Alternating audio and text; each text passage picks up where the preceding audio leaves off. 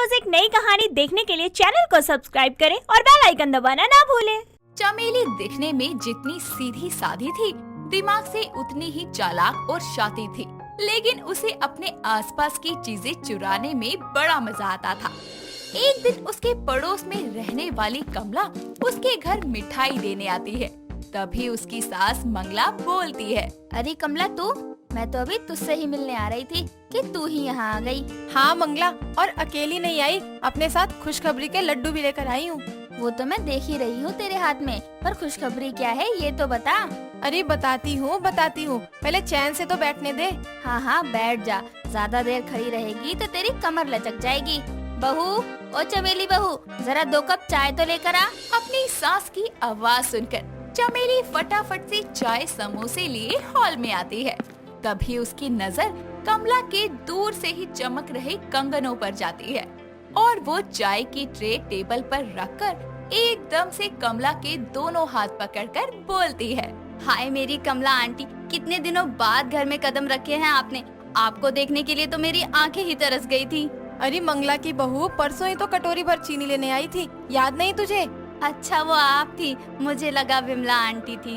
अरे बहू पगला गई है क्या? इस नाम की तो कोई पड़ोसन ही नहीं है हमारी। और क्या ये बहकी बहकी बातें किए जा रही है? हाथ छोड़ कमला का। हाँ कमला बता, क्या खुशखबरी थी? तभी चमेली उसका हाथ छोड़कर किचन में चली जाती है और अपने हाथ में कमला के कंगन लिए बोलती है, अरे वाह चमेली, सुबह सुबह मस्त कंगन हाथ लग गए और किसी को पता भी नहीं चला। इस तरह चमेली चुपके से कमला के हाथ से कंगन चुरा लेती है और उसे पता भी नहीं चलता। ऐसे ही एक दिन वो कंगनों को पहनकर किचन की सफाई कर रही होती है। तभी मंगला पानी पीने वहाँ आती है और उसके हाथों में चमकते कंगन को देखकर बोलती है, अरे बहू, ये कंगन तो बड़े सुंदर दिख रहे हैं, सुमित लाया है क्या? ओ ये कंगन, हाँ सुमित ने ही दिए थे बहुत पहले, तो आज डाल लिए। अच्छा, अरे हाँ मैं कह रही थी दुकान से जरा सूखी मिर्च तो ले आ। बाजार से सारे मसाले ले आई, लेकिन मिर्च लाना याद नहीं रहा। हॉल में मेरा बटुआ रखा है, उसमें से पैसे ले जाइयो। कुछ देर बाद चमेली मिर्ची लाने के लिए बाहर चली जाती है, लेकिन उसे पैसे ले जाने याद नहीं रहते और रास्ते में जाते हुए उसे एक घर के आंगन में खाट पर सूखती हुई लाल मिर्च दिखाई देती है। तभी वो खुद से बोलती है, लाल सूखी मिर्च, वो भी इतनी सारी। अरे जब मुफ्त में यहाँ से मिर्ची उठा सकती हूँ तो दुकान जाकर इसी के लिए पैसे क्यों बर्बाद करूँ? अरे पर कोई थैला तो लाई नहीं, इन मिर्ची को भरूं तो किसमें? हाँ आइडिया। इतना कहकर वो इधर उधर देखते हुए खाट से सूखी मिर्चियों को अपने पल्लू में भरकर फटाक से वहाँ से निकल जाती है और घर पहुंचकर अपनी सास से बोलती है, ये लो सासू माँ, ले आई मैं सूखी मिर्चियाँ। अरे बहू, ये पोटली भर मिर्चियाँ किसने दे दी तुझे? अरे सासू माँ, आजकल तो बिना मांगे कोई भीख नहीं देता, तो मिर्चियाँ कहाँ से देगा, खरीद कर लाई हूँ। अरे पर बटुआ तो तू लेकर ही नहीं गई थी, ये देख यहीं पड़ा हुआ है। हाय दैया, मैं तो पर्स ले जाना ही भूल गई थी। अभी क्या बोलूं कि किसके आंगन से चुरा कर लाई हूँ मिर्ची। हाँ, मिर्ची लेने के बाद याद आया कि मैं तो पैसे ही नहीं लाई, तो बस दुकानदार से उधार ही मिर्ची ले आई, शाम को दे आऊंगी पैसे। अच्छा, वो कंजूस उधार में एक टॉफी नहीं देता और तू उससे पोटली भर मिर्ची ले आई, गजब बात है। चल जाकर अब मिर्ची कूट ले। जी सासू माँ। इतना कहकर मिर्ची की पोटली लिए वो किचन में जाती है और ऐसे ही समय बीतता है और चमेली की चोरियां पकड़ी नहीं जाती, जिसके कारण वो ऐसे ही चोरियां करके उनका मजा लेती है। और उसकी इस आदत के बारे में मंगला और सुमित को कुछ पता नहीं होता। एक दिन सुमित ऑफिस से घर आता है तो चमेली की नजर उसके हाथ में दिख रही लाल सी कार्ड पर जाती है और वो पूछती है, अजी ये आपके हाथ में क्या है? ये वो घर आते वक्त मिश्रा जी मिल गए थे, तो बस उन्होंने अपनी बेटी की शादी का कार्ड पकड़ा दिया मुझे। अच्छा दिखा तो जरा, कैसा छपवाया है? सासू माँ, फिर तो हम शादी में जाएंगे ना? तुझे शादी ब्याह में जाने का बड़ा शौक है बहू? हाँ जाएंगे। हाँ सासू माँ, वो तो है। शादी में बाद में जाइयो, पहले किचन में जाओ, चाय नाश्ता ले आ और सुमित को दे दे। ऐसे ही समय बीतता है और शादी में जाने के लिए चमेली सज सवर कर तैयार हो जाती है और अपने परिवार के साथ मैरिज हॉल में पहुंचती है। वो अपनी सास के साथ फूड काउंटर पर जाती है तो वहाँ बहुत सारी प्लेट्स और चम्मच रखी होती है, जिसे देखकर चमेली बोलती है। सासू माँ, मिश्रा जी ने तो शादी में बड़ा खर्चा किया है। देखो ना, कांच की प्लेट भी अपने महंगे वाले डिनर सेट के प्लेट जैसी लग रही हैं। हाँ बहू, वही डिनर सेट ना जिसकी 2 प्लेटें धोते हुए तूने गिराकर नाश कर दी। अरे सासू माँ, वो तो गलती से टूट गई थी ना। गलती से ही सही, नुकसान तो तूने ही किया था ना। अच्छा ये छोड़, मैं मिश्रा जी से मिलकर आती हूँ। तभी मंगला वहाँ से चली जाती है और प्लेट्स को देखते हुए चमेली खुद से बोलती है। कोई बात नहीं सासू माँ, अब प्लेट तोड़कर मैंने नुकसान किया है तो भरपाई भी मैं ही करूँगी। इतना कहकर वो अगल बगल में ताड़ते हुए 2 प्लेटों को अपने पल्लू के नीचे सरका लेती है और हॉल से बाहर जाने लगती है। तभी खाना खाती हुई उनकी पड़ोसन कमला की नजर चमेली पर पड़ती है और वो अपनी खाने की प्लेट लिए उसके पीछे पीछे जाती है और उसे टोकते हुए बोलती है। अरे मंगला की बहू, कहाँ जल्दी जल्दी में भागी जा रही है, वो भी ये प्लेट लिए। ओहो, ये कहाँ से टपक पड़ी। अब क्या बोलूं? वो मैं प्लेट धोने जा रही थी। वो मेरा झूठा कोई और धोए मुझे अच्छा नहीं लगता। और फिर मैं सासू माँ की प्लेट भी ले आई अपने साथ। क्या बात है बहू, अच्छा धोने ही जा रही है तो मेरी भी ले जा, मैंने भी लगभग खा ही लिया है। इतना बोलकर वो उसे अपनी झूठी प्लेट पकड़ाकर वहाँ से चली जाती है और चमेली तीनों प्लेटों को लिए घर की ओर निकल लेती है। अगले दिन मंगला को चमेली के कंगन टेबल पर रखे हुए मिलते हैं, तो वो उन्हें अपने हाथों में डाल लेती है और मोहल्ले में बतियाने के लिए निकल पड़ती है। तभी उसे सामने से आ रही कमला मिलती है और मंगला के हाथों में अपने कंगन देखकर कमला बोलती है। अरे मंगला, एक बात तो बता, ये कंगन तेरे अपने हैं क्या? अरे ना ना, बहू के हैं। वो तो हाथ खाली थे तो मैंने पहन लिए। क्यों, क्या हुआ? वो मैं कह रही थी, ऐसे ही कंगन मेरे थे। उस दिन मैं तेरे घर लड्डू देने आई थी ना, उसी दिन से कहीं मिल नहीं रहे हैं, तो कहीं ये। अरे तू कहना क्या चाहती है कि मेरी बहू ने तेरे कंगन चुराए हैं? वो भला ऐसा क्यों करेगी? अरे तू तो फालतू में ही भड़क रही है। अब अपने कंगन की पहचान नहीं होगी क्या मुझे? जा रख ले, सोचूंगी दान कर दिए। उसकी कही बातों को सोचते हुए मंगला घर आती है और किचन में जाती है तो उसकी नजर प्लेट पर पड़ती है और वो चमेली से बोलती है। अरे बहू, ये प्लेटों की संख्या अचानक से बढ़कर 7 कैसे हो गई? प्लेटों ने बच्चे दिए हैं क्या? अरे सासू माँ, आप भी क्या मजाक करती हो? वो तो मैं बाकी प्लेटें बाजार से ले आई थी। अच्छा, कब? कल शादी से आने के बाद तो तू कहीं बाहर गई ही नहीं।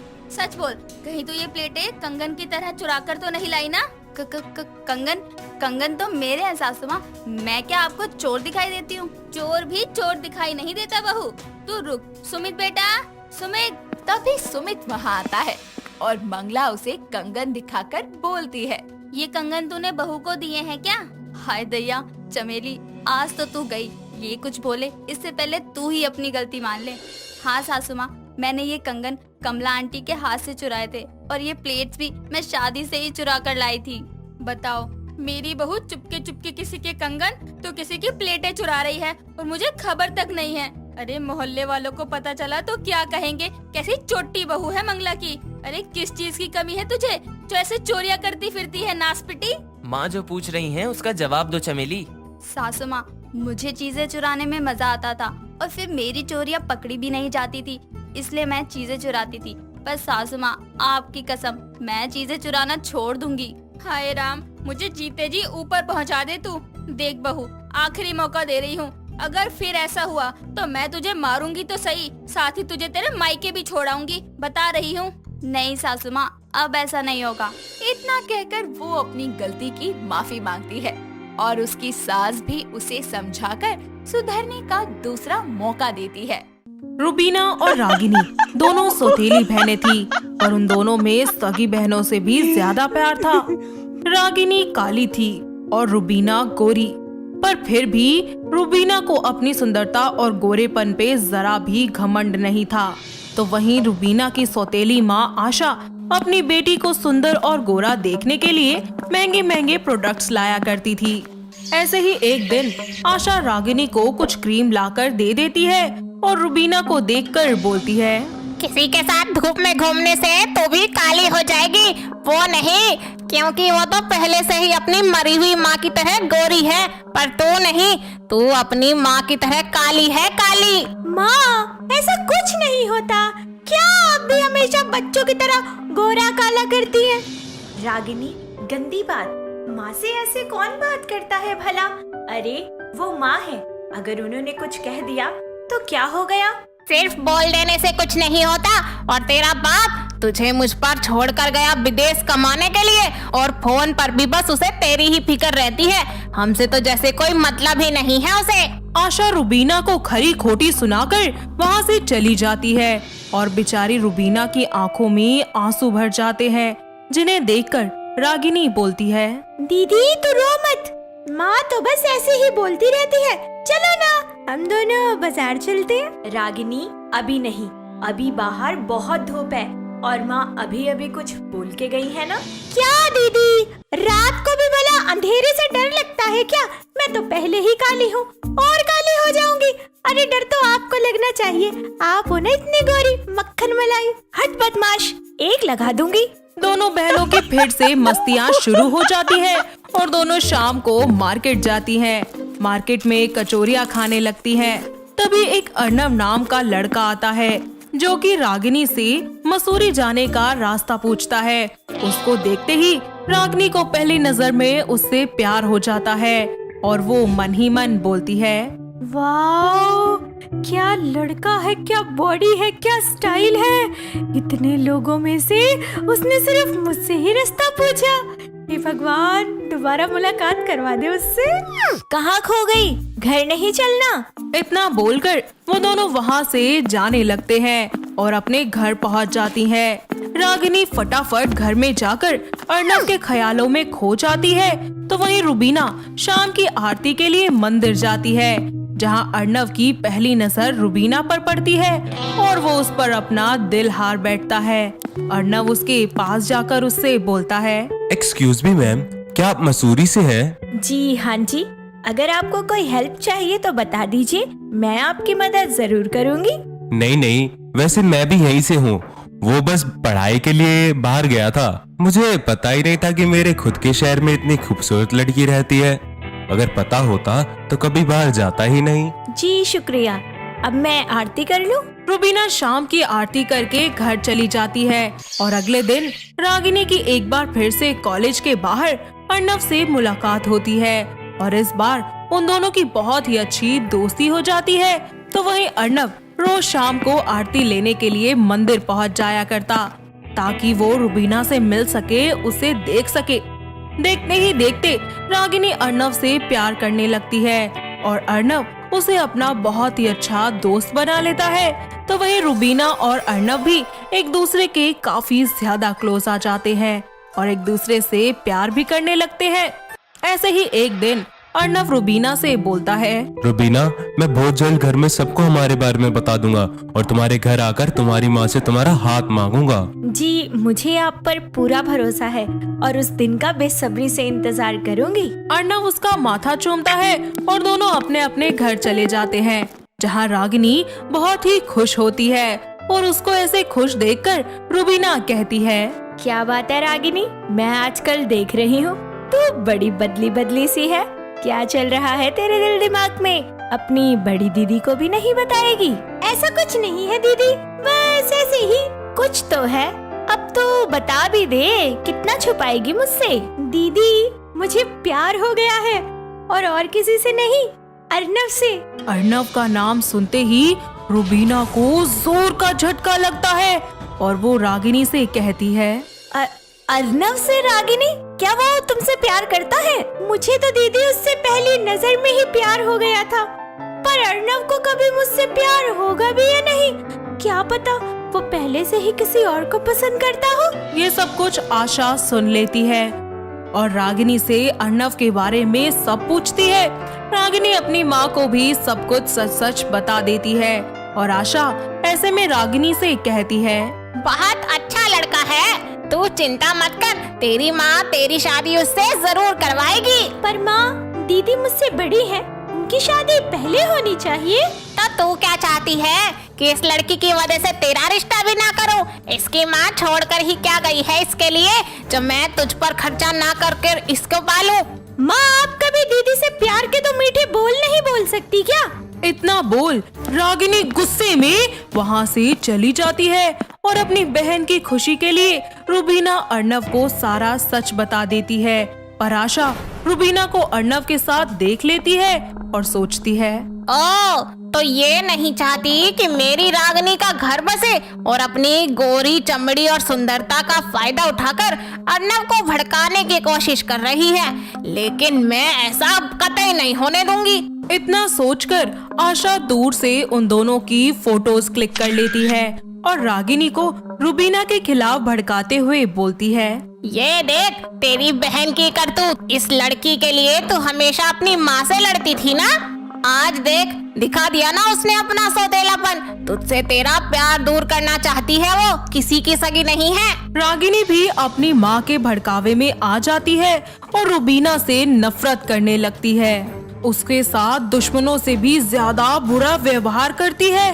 रुबीना को रागिनी की नाराजगी कुछ समझ नहीं आती।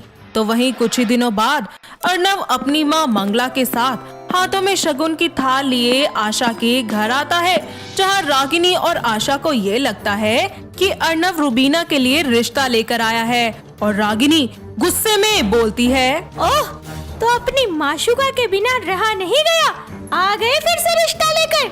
रागिनी ये सब क्या बोल रही हो, अर्नव यहाँ तुम्हारे लिए आया है। बस रुबीना, बहुत दुख झेल लिया और तुमने मुझे अपनी प्यारी बहन से शादी करने के लिए राजी किया, जो तुम्हें कुछ नहीं समझती। हाँ, उस दिन रुबीना आई थी मेरे पास, पर खुद के रिश्ते के लिए नहीं, उसने मुझे तुमसे शादी करने के लिए तैयार किया, जबकि हम दोनों एक दूसरे से बेपनाह मोहब्बत करते हैं। पर जब उसको पता चला कि तुम मुझे पसंद करती हो, उसने अपने प्यार की कुर्बानी दे दी। मुझे माफ कर दो दीदी, जाने अनजाने मुझसे बहुत बड़ी गलती हो गई। मैं आपको और आपके प्यार को नहीं समझ पाई और आपकी बात भी नहीं सुनी। आई एम सॉरी दीदी। सबसे बड़ी गलती तो मुझसे हुई है, इस नफरत ने पता नहीं मुझसे क्या क्या करवा दिया। मेरे को खुद नहीं पता कि मैं अपनी बच्ची की कब दुश्मन बन गई। मुझे माफ कर दीजिए आप सभी लोग। सारा सच सुनकर रागिनी खुद को माफ नहीं कर पाती और आशा को भी अपनी गलती का एहसास हो जाता है, जहां वो सभी से माफी मांगती है और दोनों माँ बेटी अपनी गलती सुधारने के लिए अर्नव और रुबीना की शादी करवा देते हैं। कुछ ही दिनों बाद रागिनी की भी शादी अमर नाम के एक बहुत ही अच्छे से लड़के से हो जाती है, जिसके बाद सभी लोग एक साथ घर में खुशी खुशी रहने लगते हैं। सोनल एक बहुत ही ज्यादा इंटेलिजेंट लड़की थी, जो कि एक बहुत बड़ी कंपनी में काम किया करती थी। उसका रंग भले ही सांवला था, पर वो बहुत ही ज्यादा खूबसूरत लगा करती थी, इतनी कि सभी गोरी लड़कियां उसके आगे फेल थी। अक्ष पूरे ऑफिस में एक लौता इंसान था जो कि सोनल का बहुत ही अच्छा दोस्त था और वो हमेशा उसे ब्लैक ब्यूटी के नाम से बुलाया करता था। सोनल मन ही मन उसे बहुत प्यार करती थी, पर कभी भी उसे अपने दिल की बात नहीं कह पाती थी। ऐसे ही एक दिन सोनल अपने कैबिन में बैठकर काम कर रही होती है कि तभी अक्ष उसके पास आकर बोलता है, क्या ब्लैक ब्यूटी, तुझे बस इस काम से ही प्यार है क्या? इस काम के अलावा और कुछ भी है तेरी लाइफ में या नहीं? हाँ है ना, तो मेरा मतलब है कि मुझे तेरा काम भी तो करना होता है ना, अपना काम खत्म करके। हाँ हाँ ठीक है, और उसके लिए थैंक यू, पर मैं यहाँ तुझे कुछ बताने आया हूँ। हाँ हाँ बता, मैं तेरे लिए हमेशा फ्री हूँ। हाँ वो तो दिख रहा है कितनी फ्री है। वैसे मैं अपनी गर्लफ्रेंड अंजलि से मिलने जा रहा हूँ, तो प्लीज यहाँ सब संभाल लेना। इतना बोलकर अक्ष वहाँ से चला जाता है और अपना काम खत्म करके सोनल अक्ष का काम करने लगती है। तभी उसका एक कलीग सुमित सोनल से बोलता है, तो उसका सारा काम करती है और उसको चाहती भी है, तो उसको अपने दिल की बात क्यों नहीं बता देती? क्योंकि वो अपनी लाइफ में खुश है और मैं उसकी खुशी में खुश हूँ। तब भी नहीं जब वो तुझे ब्लैक ब्यूटी बोलता है।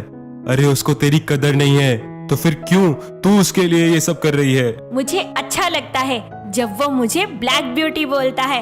और हाँ, रही बात कदर की, तो मुझे बहुत अच्छे से पता है कि उसकी नजरों में मेरे लिए कितनी इज्जत है। सुमित उसकी बातों का कोई जवाब नहीं दे पाता और वहाँ से चला जाता है। सोनल अपनी डायरी उठाकर उसमें अपने दिल की बातें लिख देती है। ऐसे ही कुछ दिन बीत जाते हैं और एक दिन अक्ष उसकी डायरी देखने की कोशिश करता है, पर सोनल उससे अपनी डायरी छीन लेती है और उससे कहती है, क्या है अक्ष, तुझे पता है ना कि मुझे बिल्कुल पसंद नहीं है कि कोई मेरे बिना पूछे मेरी डायरी को हाथ लगाए। सॉरी माफ कर दे, अब से ऐसी गलती नहीं होगी। ब्लैक ब्यूटी, तुझे कुछ बताना है। बता। यार, मेरी और अंजलि की आज फिर लड़ाई हो गई और उसको तू ही समझा सकती है। प्लीज मेरी मदद कर दे। फिर से? यार मुझे समझ नहीं आता कि तुम दोनों की इतनी लड़ाई क्यों होती है। अच्छा एक बात कहूँ तुझे, वैसे तू है ना अपना ये मैटर खुद ही सॉल्व कर लिया कर यार। ऐसे किसी तीसरे का बीच में बार बार बोलना अच्छी बात नहीं है। तो समझ रहा है ना? हाँ यार, मैं सब समझ रहा हूँ, बस आखिरी बार आज मेरी मदद कर दे। अच्छा ठीक है, बता लड़ाई क्यों हुई?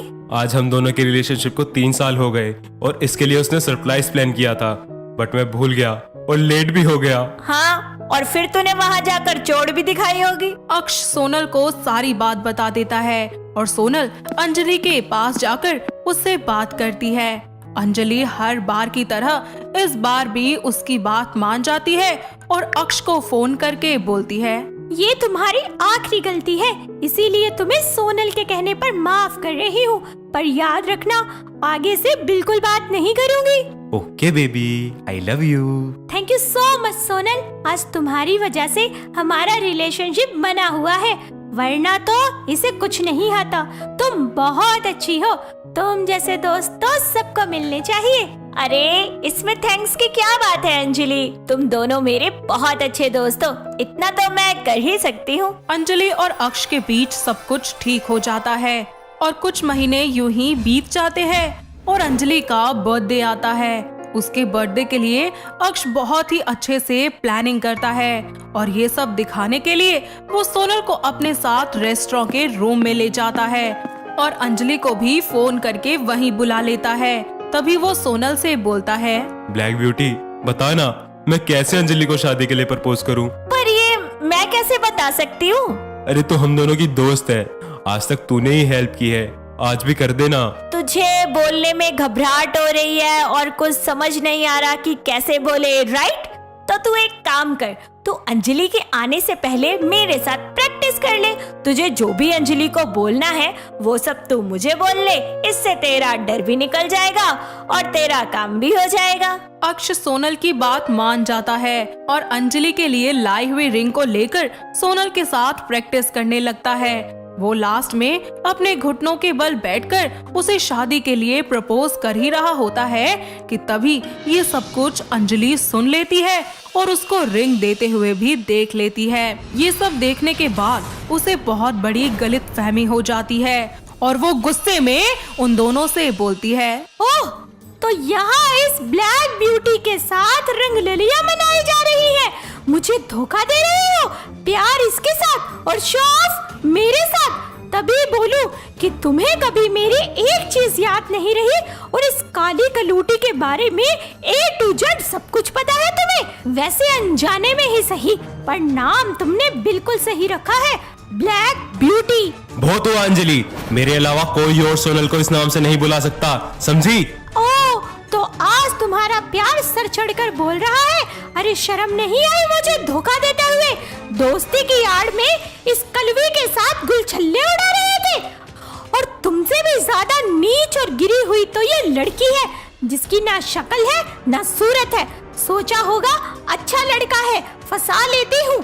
वैसे भी मुझे तो कोई और मिलेगा भी नहीं। बकवास बंद करो, समझी? जो बोलना है मुझे बोलो। अगर सोनल के खिलाफ एक शब्द भी और कहा ना तो मैं भूल जाऊंगा कि मैंने कभी तुमसे प्यार भी किया था, समझी? अरे भूल तो तुम मुझे पहले ही गए थे और आज हाथ भी उठा दिया। जा रही हूँ मैं और फिर कभी लौट कर नहीं आऊंगी। इतना बोलकर बिना कोई सच सुने वो वहाँ से चली जाती है। वक्त बीतता जाता है।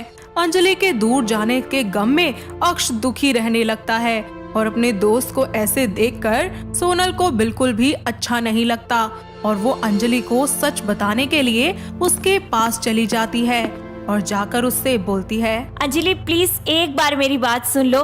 उस दिन तुमने जो भी देखा वो तुम्हारी गलतफहमी थी। मेरे और अक्ष के बीच में ऐसा कुछ भी नहीं है। सोनल अंजलि को सारा सच बता देती है और अंजलि को उसकी बातों पर विश्वास हो जाता है। वहीं दूसरी ओर अक्ष को सोनल की डायरी दिखती है और वो उसे पढ़ने लगता है।